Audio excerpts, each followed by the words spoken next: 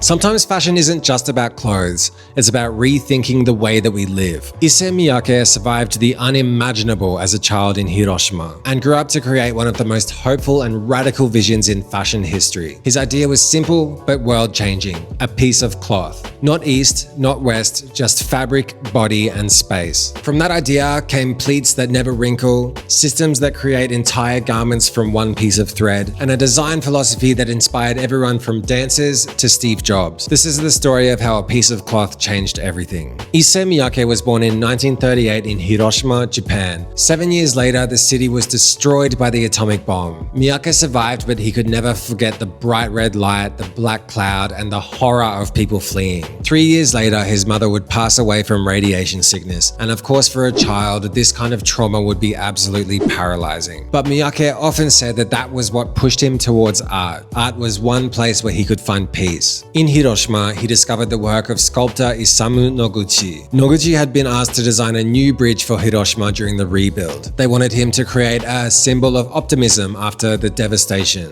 So he designed a bridge where the handrails, instead of anchoring downward, they curved upwards at the end. It was very simple but very powerful. Miyake would later go on to say that this was the first time that he realized that design could embody hope. So, after high school, Miyake went to Tama Art University to study graphic design. Yes, graphic design, not fashion design. He loved working with shapes, colors, and ideas and graphics on paper, but fashion kept pulling at him, you know. He talks about his sister's magazines and the way that he realized what clothing could communicate. So, he entered a competition at Bunka Fashion College, one of Japan's top fashion schools, and he lost. The feedback was that his ideas were there, but of course he didn't actually know how to make clothes. He had the vision, but not the craft. But instead of being discouraged, Miyake took this as a challenge. He needed to learn the rules before he could break them. So in 1965, he moved to Paris, of course the epicenter of couture. He moved there to learn the craft at the highest level. He apprenticed under Guy Laroche and Hubert de Givenchy, which was like hands-on couture training. You know, draping, tailoring, the discipline of garments that take hours and hours to finish. But Paris in the 60s was not just elegant, it was restless. In May of 1968, student protests shut down the city. Factories, schools, and of course the couture houses felt the ripple. I believe the Prime Minister also had to flee the country at this time. It was quite full on. The riots were calling out capitalism, inequality, and the culture of excess. And for Miyake, witnessing this made him realize that couture was beautiful, but it was only for the elite. And he wanted to make clothing for the many, not the few. So in 1969, he left Paris for New York. He studied English at Columbia University and studied fashion under Jeffrey Bean, a heritage American designer who very much embraced ready-to-wear. This was like the opposite of couture, not one of a kind, but clothing for everyday life, you know. And that was kind of at this point exactly the balance that Miyake was looking for. But his time in New York was cut short when lingering health effects from the atomic bomb started to catch up with him. He had to return to Japan for treatment, but by this time he had acquired the full toolkit: graphic design vision, couture precision, and American ready-to-wear practicality. In 1970, finally he launched Miyake Design Studio in Tokyo. His very first standout piece was a coat embroidered with sashiko stitching, which is a traditional Japanese stitching technique. It was rooted in tradition but presented in a fresh way. So this piece, it caught the attention of Bloomingdale's in New York, right? And they gave him a small in-store section, which was like insane, like an unheard of opportunity for such a new designer. And just a few years later, in 1973, Miyake made his debut at Paris Fashion Week showing his collection. So in less than a decade, he'd gone from losing a student competition to being one of the first Japanese designers to ever present in Paris. And he did it by learning, unlearning, and remixing three worlds: Japanese craft, French couture, and American wearability. And as we go through this video, you'll see those three things as a through line in all of his work to come. So anyway, from the very beginning, Miyake insisted his studio wasn't about I, it was about we. He worked very closely with a small group of collaborators, most notably Makiko Minagawa, a textile designer who would go on to stay by his side for decades. Together, they treated the studio more like a laboratory than a fashion house. And this was where Miyake's hybrid language would really begin to form, merging traditional Japanese craft with the latest in technology. He revived old practices like sashiko stitching and regional dyeing, and paired them with these cutting-edge synthetics and industrial weaving machines. The whole thing was kind of about creating fabrics that answered modern needs. And so then by the early 80s, Miyake's ideas were expanding into full lines. In 1981, he launched Plantation, clothing completely made from natural materials, designed to work on anyone's body regardless of gender, age, or shape. It was simple, it was loose, and it was really easy to care for. Then in 1985 came Permanent, which was a line that kind of reintroduced his past shapes and fabrics. But Miyake wasn't content just making like comfortable everyday clothes. He wanted to push the boundaries of what clothing could be. In 1982, his collection Bodyworks featured garments made of rattan, paper, even sheets of plastic and wire. They were kind of explorations of the body as sculpture. And it was around this time that he began working with photographer Irving Penn. Look at these photos, they're incredible. For over a decade, Irving Penn would shoot most of Miyake's garments in his own studio without the designer actually being present. Penn would interpret these garments entirely on his own, and you can really see the creativity in these shots. So the result of this was over 250 photographs compiled into books that treated this clothing really as art in motion. So all of this was kind of building towards something bigger. Miyake was creating a new design language, something that could move fluently between tradition and technology. It was neither strictly Japanese, nor French, nor American. It was a kind of mix of all three. So by the late 80s, Miyake had already experimented with countless fabrics and silhouettes. But in 1988, he started experimenting with something that would change his career and fashion forever. And I know you guys have been waiting for this one. Pleats. Now, of course, pleating as a technique wasn't new. You know, designers have been pressing and folding fabric for many centuries. But the way that Miyake approached it was completely different. Normally, you would pleat the fabric first and then cut it and sew it. But Miyake flipped that. So he would cut 2 or 3 times more fabric than needed, sew it into like an oversized garment, sandwich the entire garment between sheets of paper, and then heat press it so it will shrink into permanent pleats. This means the folds were locked into the garment itself, not just the fabric. He had total control over how they looked, how they moved, and how they sat on the body. The result was clothing that didn't wrinkle, didn't lose shape, and moved like nothing that we'd ever seen before. In 1991, Miyake tested this idea by designing costumes for the Frankfurt Ballet. On stage, the pleats would bend and twist and expand and collapse, like it was as if the garments were living organisms. They kind of let the dancers move with complete freedom, but they also felt very sculptural. It was kind of this perfect meeting between art and function. So in 1993, Miyake took the leap and launched Pleats Please. I'm sure an all-time favorite of many of yours, definitely a favorite of mine. It was a line that was entirely dedicated to his new pleating technique. And it wasn't just the look, it was the practicality. You could wash the clothes or stuff them in a suitcase or wear them to a runway or wear them to the grocery store, and they would always bounce back and they would always look great. It was kind of actually the culmination of everything that he had believed in from the beginning. Like high-level design clothing that made everyday life easier. And it's what truly would end up cementing his place as one of fashion's great innovators. So pleats became his signature, so iconic that to this day, when you hear the name Issey Miyake, what comes to most people's minds is the pleats. Hey guys, I'm just quickly butting in here to let you know that we have just launched our Patreon for this channel. You know, we really want to up the quality of our content, and we really want to be able to provide you guys with the best content possible. So if you like what we do and you want to support the channel, you can go and sign up there. There'll be extra videos, extra content, and hopefully we can make something really great and really big out of this channel. Thank you so much. Back to the video. Anyway, back to the story. So by the late 90s, Issey Miyake had already changed fashion once with the pleats, but of course he wasn't finished. In 1998, alongside designer Dai Fujiwara, he introduced A-POC, short for a piece of cloth. The idea sounds simple. Take a piece of thread, feed it into a computer-programmed knitting or weaving machine, and out comes one continuous tube of fabric. Within that fabric are outlines of different garments, shirts, dresses, and pants, all waiting to be cut out by the wearer. One thread,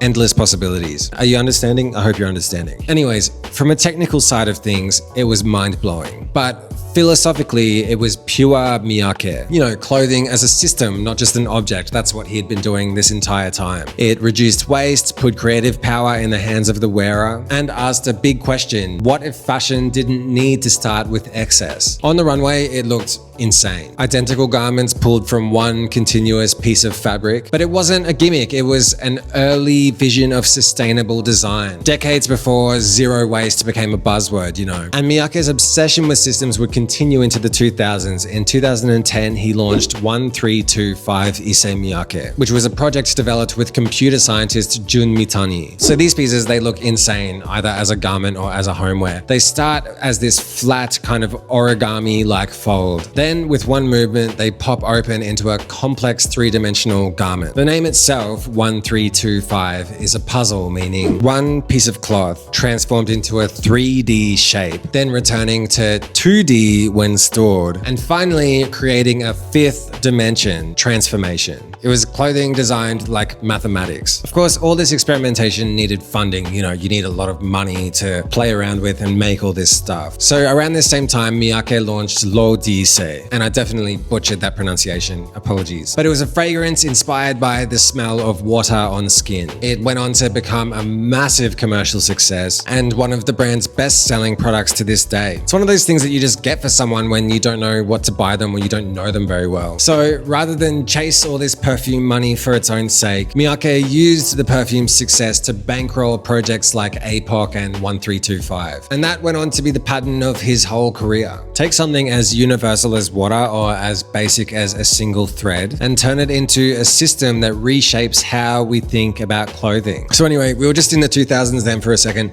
but quickly, let's just jump back to the 90s, okay? So in the late 90s, Miyake had already achieved more than most designers could possibly dream of. Bear in mind, he'd been in the game for like nearly 30 years at this point. So in 1999, he made a big move. He stepped back from designing the mainline collections and he handed the creative direction to longtime collaborator Naoki Takizawa, which would later on eventually go to Dai Fujiwara. But this wasn't a retirement. It was a chance for him to focus on new experiments without the grind of seasonal collections. So in 2004, he established the Miyake Issey Foundation. And by 2007, that vision took a physical form in 2121 Design Site, which is a design museum in Tokyo, a beautiful building by designer Tadao Ando, who maybe I'll do a full video on, maybe, let me know. But anyway, it became a hub for exhibitions that explored design way beyond fashion, even delving into food and nature and technology, always with this kind of continuous spirit of curiosity and play. He also launched Reality Lab, which was a research group inside the studio, which would go on to work on projects which kind of stretched the very definition of design and clothing. For example, INEI was a line of lamps made from recycled materials. They were kind of folded like his garments and glowing like these kind of origami lanterns. They just look incredible. I would love to get one. So this team would expand projects like 1325 and continue to explore how math and fashion design could intersect. Okay, skipping back ahead now. I'm all over the place, sorry. In 2013, Miyake collaborated with Aomori University's gymnastics team. Their performance inspired him to create Homme Plissé Issey Miyake, a line of pleated clothing designed for modern menswear. No suits, no ties, just garments that move very freely as the body does. It's since become one of the house's strongest and most beloved lines. So while Miyake may have stepped back at this point from day-to-day collections, he was very busy building institutions, you know, places and teams and systems that would go on to carry his spirit into the future. Here's a quick side story that was hard to work into the main story, but I think it's worth telling. So in 1980, Sony asked Issey Miyake to design their factory uniforms, and he designed these kind of simple beige jackets with removable sleeves so they could become a vest. They were functional, they were lightweight, and the whole idea was to give workers a sense of unity. And on a trip to Japan around the same time, Steve Jobs saw those uniforms and thought Apple should have something like this. He even asked Miyake to design vests for Apple employees, and he did. And when Steve Jobs showed them to the Apple team, they hated them and they booed him right off the stage. But out of that failed experiment came something iconic. Steve Jobs struck up a friendship with Miyake and asked him to design him a few black turtlenecks. So Miyake sends him 100, and Steve Jobs wears them seemingly every day for pretty much the rest of his life. Most people think of it as just a black turtleneck, but really for Steve Jobs, it was an identity and it was a brand. And you know, Apple's brand and their products were so distinct that like the black turtleneck he felt was aligned with that, and that's how he wanted to present himself as the face of this brand, you know. And that's Miyake's design philosophy in action. It didn't stop at fashion shows. It slipped into daily life, into habits, into the way that people choose to present themselves to the world. After Issey Miyake's passing in 2022, the house faced the impossible task of carrying his spirit forward, and that responsibility ultimately fell to Satoshi Kondo, a longtime member of the studio who became creative director in 2019. One of his first major collections I would just like to talk about. It was titled A Form That Breathes, and the theme was sculpture, balancing solid with fluid and structure with movement. The runway itself was framed by these kind of glowing fabric sculptures, casting shadows as models would walk between them, and it set the tone perfectly, clothing as a living sculpture. The first section was called Torso, fabric that was carved to look like marble, yet moving fluidly on the body. It captured the house's paradox, garments that appear solid but flow like water. Then the next section, Torso Juxtaposed, the same base silhouettes but with a pigment applied by hand to mimic plaster textures. Next came R shirt and R coat. They used cotton for the warp and stretch nylon for the weft so that the fabric flexed along one axis. This created curved silhouettes from shoulder to wrist like the letter R. It was utility meeting form. The next section was Resonance Suit PB, which took the brand's famous pleats in a new direction. There were circular folds inspired by life cycles. Even more importantly, it was made from plant-based polyester with no petroleum source. Then, linkage. Seamless knitwear combining multiple techniques, creating vertical bounce that shifted as the models walked. The next section, assemblage, pushed knitwear into transparency and volume, layering delicate yarns into light, three-dimensional forms. It was weightless but architectural. And the final section, nude. Sheer panels that were draped across the body. Each piece could be worn either forwards or backwards. It was an idea that was drawn from sculpture itself. Just as you walk around a statue to see new angles, these garments could be rotated, revealing something new each way. So him presenting this as his first collection after the death of Issey Miyake wasn't nostalgia cosplay. It wasn't about remaking old pleats or, doing like a greatest hits replay. Kondo and his team took that philosophy behind A-POC and Pleats Please, movement, sustainability, and modularity, and they applied it to today's problems. It proved that the house of Issey Miyake is not frozen in the past. It's still breathing, still experimenting, and very much still alive. So, after everything, after Pleats, A-POC, 1325, Homme Plissé, what does Issey Miyake's legacy really mean today? I think it comes down to three things. First, design equals hope. Miyake never saw clothing as decoration. For him, it was problem solving. Comfort, dignity, freedom of movement, a way to make life better for ordinary people. Second was systems over seasons. Fashion trends come and go, but Miyake built processes that still feel futuristic decades later. He didn't chase the calendar, he kind of built these frameworks that could outlast it. And third, the everyday sublime. He proved that radical design doesn't need to stay locked on a runway. It can be in the clothing that you travel in, dance in, even shop for groceries in. His genius was kind of making the extraordinary practical. Issey Miyake believed that there was hope in design, and more than almost anyone else, he showed us exactly what that looks like, when a single piece of cloth can really change everything. And if a single piece of cloth can really change how we move through the world, then that's fashion doing its highest job. That was a big one. If you've made it to the end, thank you so much for watching. Let me know what you want to see next. I'm going to upload another video with a few more thoughts on Issey Miyake, exploring some things that didn't make it into this video onto the Patreon. So if you want to support the channel, you can sign up there and check that out. If not, see you here again soon. Like and subscribe. Thank you so much.